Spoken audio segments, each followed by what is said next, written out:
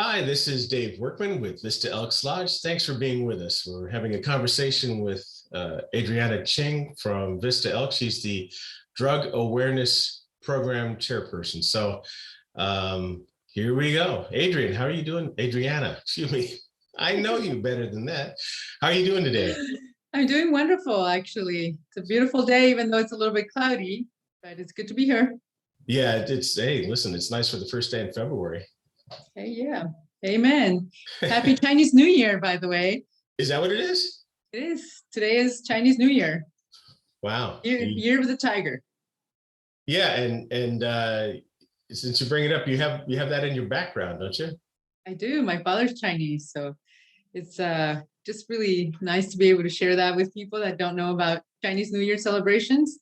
And it's part of my culture, so something I'm proud about. Right. So do you speak Mandarin or Cantonese? Unfortunately, I don't. I do speak Spanish, though. I'm second language English speaker, but first language Spanish. Born in Mexico. So obviously your mom's Yeah, side. my mom is Mexican and my dad full Chinese. He used to speak Cantonese, and I obviously we lived in Mexico, so Cantonese was not part of my upbringing, unfortunately. So how did they meet? So a pretty interesting story. My dad actually met my mom at a park, and my mom used to sing. It's like the old time karaoke at the park there at the plaza. And my dad fell in love with her from listening to her as he, passed by. And the rest is history. They had 5 kids. I'm the second of 5, and they lived in Mexico for a long time. I came to U.S. when I was 12 years old. So. And how was that adjustment? Actually, at first it was really hard. Being 12 years old it's a big change. But I love this country and I love my story, how we got here, how my dad got here from China, and how he met my mom. And my dad was very hardworking, very determined immigrant, and my kids are first generation American. So it's a lovely story, and I'm glad. So to be an elk, you have to be an American citizen, which obviously you are because you're an elk. What was the transition like from that? I mean, how do you view yourself? Do you see yourself as Mexican or Chinese, American? And what was that transition to become an American citizen? Well, I view myself as American, actually. I think I depict that the definition of a true American very well. The transition was actually, we came here legally. So my dad worked really, really hard in Mexico. He was a restaurant owner for many, many years. And then, when you come to this country legally, you have to be somebody. You have to prove that you're worthy of coming to this country. And so we did. It took us many years. I think my parents applied when we were probably toddlers. So it took us a good, 10 years to actually come here and hold the legal status. I actually just recently became a U.S. citizen under the Trump administration. And for legal reasons, because my father used to own land in Mexico. And I was the last one to become a U.S. citizen. Because of those reasons, I had to hold the title on his properties. But my dad's been gone for 5 years, so I've been a U.S. citizen for 4 years, and it's just it was a great day in my life to actually be able to be a U.S. citizen, to be able to be a legal U.S. citizen. Long time coming, but I love my country. I'm very grateful to be here. And it's just, I want to keep it great. Oh, that's fantastic. So so for 4 years, did your dad ever become a citizen, or is your mom still with us? Yeah, my mom is still with us. And yes, everybody became a U.S. citizen except for me. I was left to hold the torch with all the properties that he owned in Mexico. See, in Mexico, politicians are very crooked. So the likelihood of him no, not being able to own the land, or something hokey pokey to go around with him owning property down there was a high possibility. So he didn't want to chance that, and I was left to carry the torch of carrying those titles for him, since I was born in Mexico. My dad was born in China. So even if he wanted to, he couldn't hold the titles without having that hanging over his head, that the government might take those properties from him. So yes, I took forever. I was the last one in my family to become a U.S. citizen. Everybody else has been a citizen for probably a decade or so. So you have to be a Mexican citizen to be able to own property there. Yes, up to I think you can own property if you are a U.S. citizen, but only so many miles south of the border. So, oh, really? Yeah. Well, that's interesting. I'd not heard that part of it before. Do you go back? Do you have family there? And do you go back to see them? I go to Mexico for vacation, but I don't have a lot of family down there anymore. Everybody's here pretty much. My mom has 10 brothers and sisters, and I think only one is still down there. So I don't go there to visit relatives. And then my father's mother is still alive. I think I have a lot of cousins in San Francisco, and my grandmother is actually going to be 103. Oh, wow. Yeah, and she outlived both her children. So that's something that's kind of out of the ordinary. My Chinese grandmother's still alive, and both her kids have passed on. So. Yeah, so I don't know if this is a stereotype or what, but I just tend to think that Asians live a long time as a race. Yeah, they do actually. Yeah, that's true. Their life expectancy is higher than.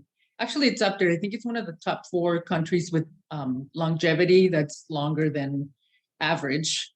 And I couldn't tell you the numbers. I've looked it up before. I've looked them up. So hopefully I will inherit some of that. I heard that Okinawans live a long time. Wow. Yeah, I think Japanese are probably above Chinese as far as the number of years. Yeah. Yeah, they probably eat better than we do. Healthier, I should say. So they've been around longer so than most of us. So you've been an elk for a fairly short time, less than a year. How did you find out about the Elks? Actually, well, I knew about the Elks, but my husband David was the one that was taking the initiative on getting us to be members. I think he just happened to walk into one of your, it was an event. I don't remember what it was, but he was very excited. I think it was a Sunday breakfast. And then, he's very excited about us joining, and he twisted my arm, and like a good wife, I went with David it. And I, we hit it off. I met him before I met you, and we have a similar journey in our entrepreneurship.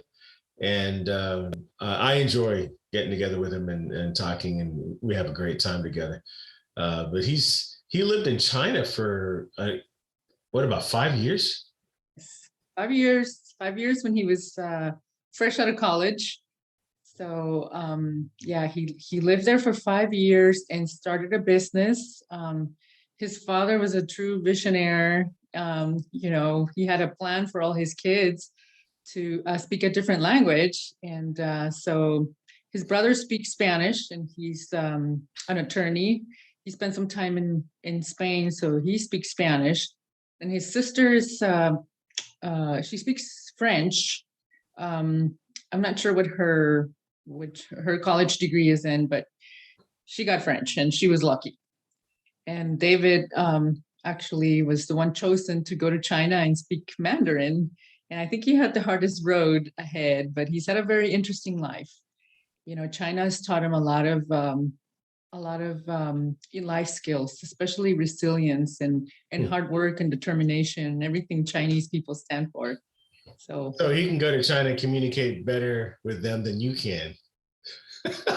Ironically, yes. That's pretty funny. Oh, that's pretty funny. But no, he's a great guy. But so then was he your proposer? Is he the one who brought you into our lodge? He's the actually who was our proposer? No, because we were initiated at the same time. Oh, okay. Yeah, I don't remember who our proposer was actually. Somebody he knew. Oh my gosh, I don't know. I think somebody he met at the event. Hmm. Um, you know what? I couldn't tell you, Dave. I'm sorry. You know what? I'm a bad elk. No, you're not. You know what? As I'm thinking about it, I remember him when he came in and was just poking around. And I'm the bad elk because it could be me that was his proposer. I remember we talked for a while. We just kind of hit it off. We exchanged business cards, and we talked about business and things like that. And yeah, it might be me. Yeah, it could Which is be. It could be yeah. because I remember he started talking about you right away, and how you guys hit it off. And I think, well, it took a long time for us to go to our first initiation meeting because of COVID. Oh yeah. It was exactly a year ago in February. So I think it was the second week in February. So we're coming up here on a year anniversary. Yeah. So yeah. Well, that's great. So you got involved fairly soon. You're the chairperson for our drug awareness program, and that's not why we originally met. You were going to help me in the communications area, Yes. and then we were talking about other things, and I could tell that there was a passion when you started talking about the drug awareness program and asking questions, and then you started sharing your story, and I could tell that there was a passion there. And at the lodge, that's what we're looking for, not just to put warm bodies in positions. We're looking for people who have a desire in a particular area, and that's a perfect area for them to help, because then it's not really working anymore, is it? It's just doing what you love to do, and doing it in an organization like ours that really can change a community. But give us some background on on the passion that you have for drug awareness. Okay. Well, my passion for drug awareness starts with my son. I have a 20-year-old son who has had a problem with drug dependency for about 6 years. When he was in high school, it started.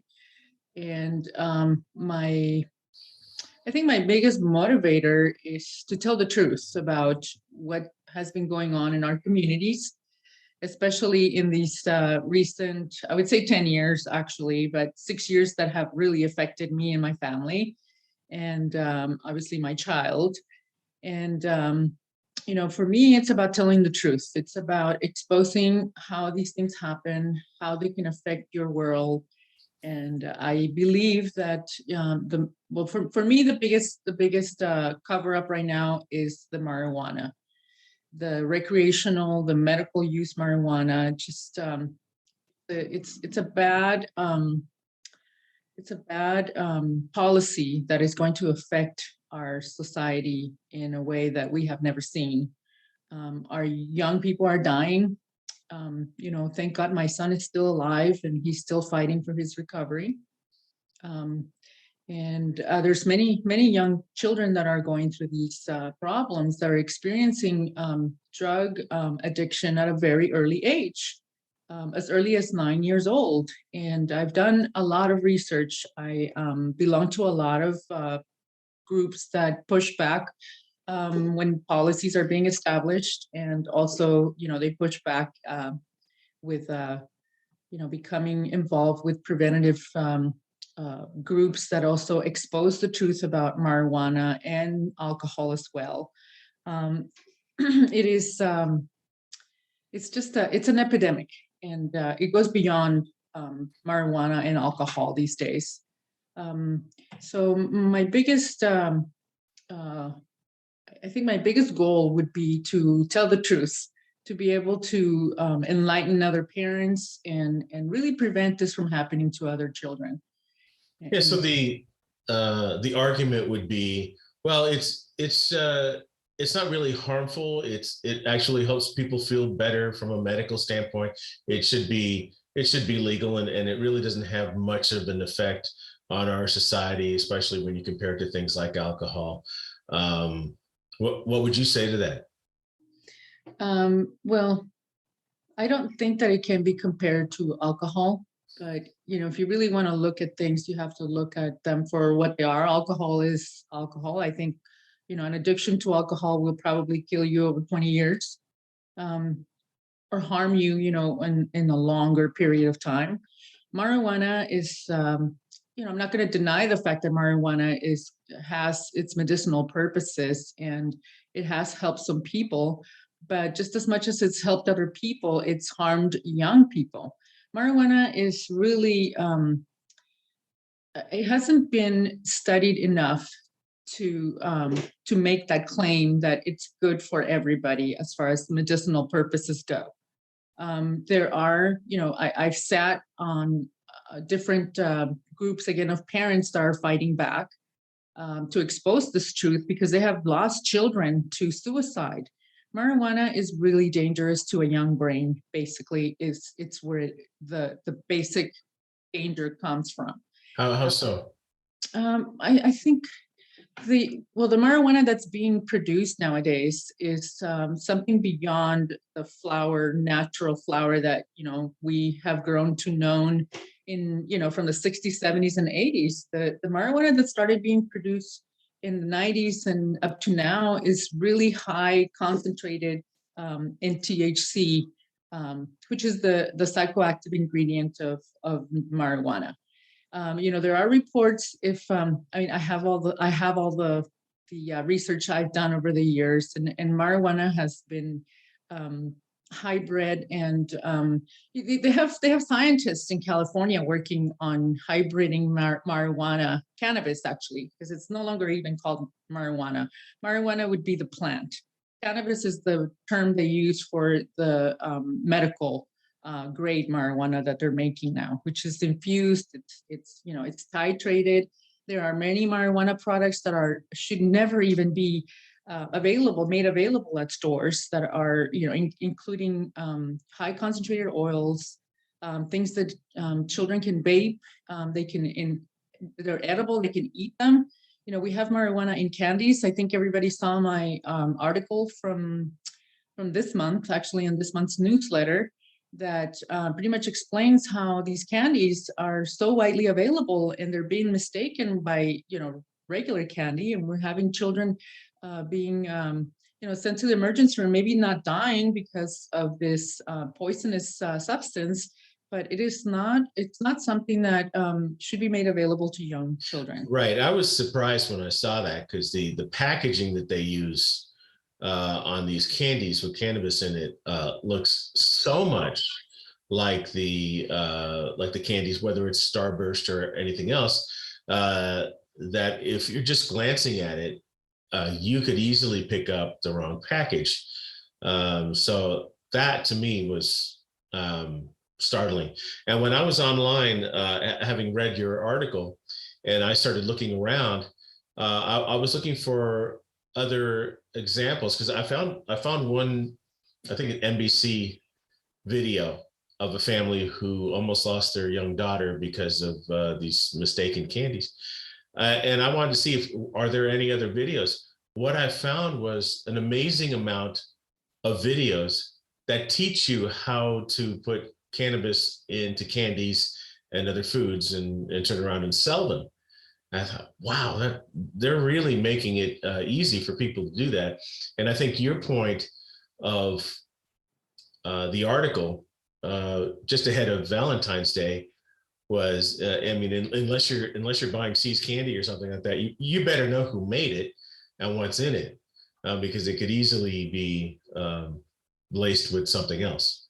Yes, you have no idea how many times, across the nation, this has happened where people mistakenly make brownies and they add cannabis to them, and then grandma ends up taking them to the bingo game, and seriously, this is a true story actually. And then everybody in the group ends up getting sick and sent to the emergency room because your bodies just aren't made to absorb so much cannabis in one sitting. I mean, when you are talking about these candies, the amount you're supposed to consume is probably 1/3 of a Starburst. And when you have labels that are deceiving and wrappers that pretty much make it look like it's the regular, Starburst or Skittles or whatever, it's just very, very dangerous, confusing, and then it sends the wrong message. If I mean, all you have to do is look around in our community of Vista, and when you go by a dispensary, most of them look really fancy, and they look very inviting, and we're just sending the wrong message as a community, as a government, as a city government, to all our high school or middle school kids that these places are a danger to their life. But aren't the dispensaries located, or weren't they supposed to be located in areas that weren't necessarily frequently traveled by young people? Well, back in 2016, when it was up for vote and it was passed, originally there were supposed to be 7 dispensaries only in the city. And yes, they were supposed to be strategically placed by business parks and different areas where there were no schools, or, I have a group that I go to, Al-Anon, and one of these dispensaries is open right across the street from there.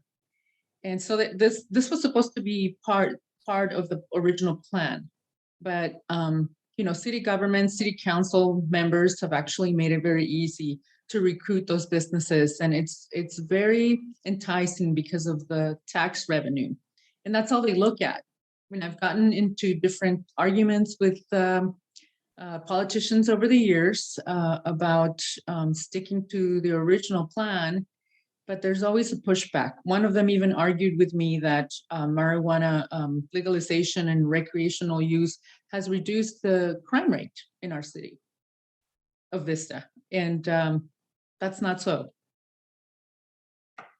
Right. So do you know how many dispensaries above the 7? Do you know how many there are? I don't actually have an exact count, but just by driving around, I can tell you there's a lot more than 7, a lot more than 7. And, the other cities are following. City of Oceanside actually was only able to deliver. And actually, I shouldn't just say only, because it's not a small thing. For the longest time in Oceanside, young kids or any age, because no one's going to check their ID to make sure they're 21 or they have the green card that allows them to purchase marijuana products. When you can get a delivery based on your GPS location, so you don't even have to be home. It just sets up the stage for children to do this behind their parents' permission, Right. behind their parents' back. So you can do online purchasing. So if you can get your parents' credit card and you know where you live, et cetera, then you can just buy it and it gets delivered to your home. Yeah, not even a parent's credit card. You can pay cash on site. Oh, can they even take credit cards? I don't know. I don't think they can take credit cards. It's all a cash transaction. Now that I remember, it's all a cash transaction. So these kids, that save their money, and they could just ride their bike down to the park and meet somebody with their cash and get their weed, no matter what age they are. So what happens to the mind of a young person, of a kid when they're trying this stuff? Well, initially, depending on a child's, predisposition to mental health disorders, because this matters a lot. We're all different, when it comes to neurotransmitters and how our brain works. A child's brain is really not fully developed until the age of 25. That's the important fact that people need to really zoom in on. When you start using marijuana at an early age, you're predisposed to psychiatric disorders like schizophrenia, delusions, depression and anxiety become, very prevalent in children that use drugs early in life. For my sons, from what I know of the research that I've done with my son, he started using marijuana when he was 15. And by the time he was 19 years old and in college, he experienced a episode of psychosis, which is what happens. You lose touch with reality as a result of vaping and, using marijuana on a daily basis, basically. And a lot of children are having these problems where they lose touch with reality, and then it ends up where they have to be hospitalized against their will because they become really disconnected, and they become paranoid.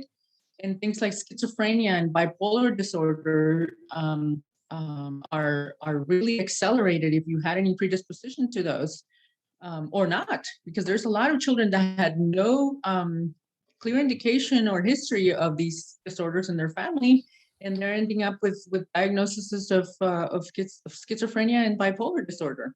And this thing will kill you early on. I mean, the suicidal ideation after an episode of psychosis is very high. I think it's almost 2.5 times likely that a child or a person will become suicidal after going through psychosis that was induced by drug addiction or any type of drug. I mean, psychosis can also be brought on by alcohol and whatever substance is abused. So. I have a cousin who passed away, I think principally because of alcohol abuse. And it's sad. He passed away a few years ago, and it's a very, very tragic event. What is marijuana a gateway drug? Some people say, there's a lot of people say no, it's not. But what would you say to that? I would say yes. Marijuana is a gateway drug. I know of many children that have actually progressed to other drugs, and they started with marijuana. Marijuana has always been, up until now, has always been looked at as a soft drug, something to start with, or because it's so, the lie of the industry is there, where they want to make it look like it's innocent and it's just medicinal and it's just something that's natural, it's organic. I mean, they'll push every way that they can to make it look innocent, but it really isn't. And it will take you to places where you are going to want to have more, either more marijuana or progress to other drugs. That's something that is true, and it's been proven. And they're making versions that you can vape? Yes.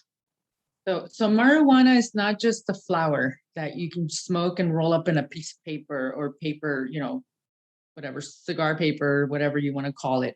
Marijuana comes in different forms now. It's first of all, you have the edibles, which are extremely dangerous because once you ingest it, it's really hard to tell how much toxicity of cannabis you have in your body. Once you ingest it, it stores in your fat cells. So it stays in your body for a long, long time.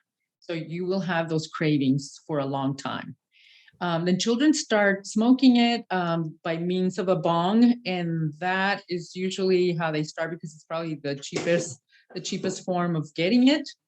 But then they move. I mean, they progress to vaping, which is cartridges that almost look like the electronic cigarettes, which are Juuls, but they have oil cartridges, and these oil concentrates are really high in THC concentration. I think the highest one I've seen is 94%, which is probably about 20 times the regular cigarette of regular marijuana. So this stuff is really potent. It's dangerous, and then the oil that they use to produce these things is also toxic to lungs. And so when you become this addict really fast because the high potency is getting in your body so much early sooner. And then it doesn't smell like marijuana. The vapes do not smell. So then, parents are oblivious to the fact that their kids are doing this because it doesn't smell at all. Right. No, I remember when I was in high school a long time ago, and marijuana, I guess, been around for, decades and decades or hundreds of years. I don't know. That's what turned me off. I know people in high school that were smoking joints, but when I was in our high school, they'd find the bathroom that's the furthest back away from the office, and that's where they'd go, and you could walk by and smell it, and it smelled so bad that I just never had any desire. And so it's even more dangerous if it doesn't have a smell because it doesn't turn you off as bad. Do they market these directly to younger people with the colors and the marketing and such? Um, you know, the industry is so well funded.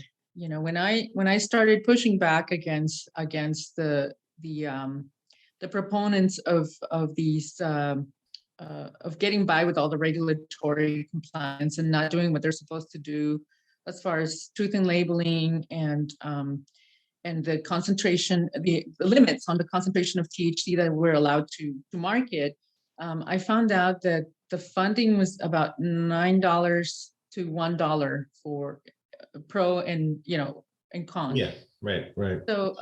So they will make anything look good and in order to sell it, and they do target younger people. So their target audience is the high school student. Has always been the high school student. It started with the Juul company, which was the old tobacco industry, which is now the new marijuana industry. So they jump and they already know the business, the marketing side of the business from the tobacco industry. Yeah, start them smoking and then you keep them smoking. Yeah. So how does the drug awareness program with the Elks fit into all this? What is it that you're able to do? Well, I would like to be able to bring awareness to what it is that we're dealing with. Really tell parents, because the empowerment comes from prevention. It comes from arming parents with the truth and young people. And right now, I think we lack that in the media, in the mainstream. It is something that is not being exposed in the level that it should be, considering how much damage has been causing. And to me, I think being the drug awareness chair, my biggest goal would be to strive for prevention and for educating people about the dangers. And then, you're going to have children and people that are going to make the wrong decisions, or they're going to make the choice. But I think in order to be able to make an educated choice, you should have the facts. And the label should be there. The warning should be there, what it really is doing and what you're exposing yourself to. Right. So to be fair, you're fairly recent. You're pretty recent actually as the DAP chair. But do you see where you'll be able to get into schools, or where do you get this message out? How do you get it out? From my experience with my own son, I think that my foot in the door really would be to go after the schools, the high schools, and maybe the middle schools as well, considering we're looking at 9 years old at the age bracket where it started. So I hope to make an impact with the community, going after the schools and maybe the PTAs going after the parents, and really providing the parents with the information they need to protect their children. Right. So hopefully someone will see this video that might have a way to providing access to middle schools and high schools in the Vista area, and help you achieve that. What else does our order do, the Elks do within their program on a broader level? Okay. The Elks National, actually our website has a lot of outreach as far as prevention goes. There's a lot of information. And then we have Elroy, who is the drug awareness mascot, if you will. And there's a lot of information about videos and just animated little cartoons for every age group, really.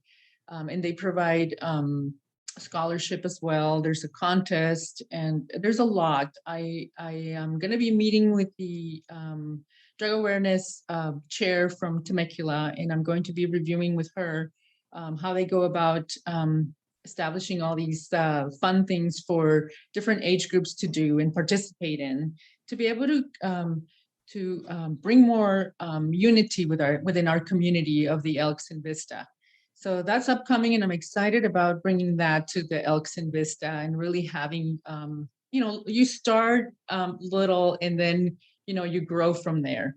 I hope that when I get to the high schools and the middle schools, that I'll be able to bring more memberships into the Elks just by having parents who want to be involved with the drug awareness program. And then also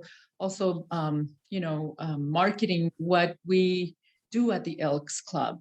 And we're very family oriented, and I think we should be able to involve more parents and more young children to volunteer, to be able to do their social work at the Elks.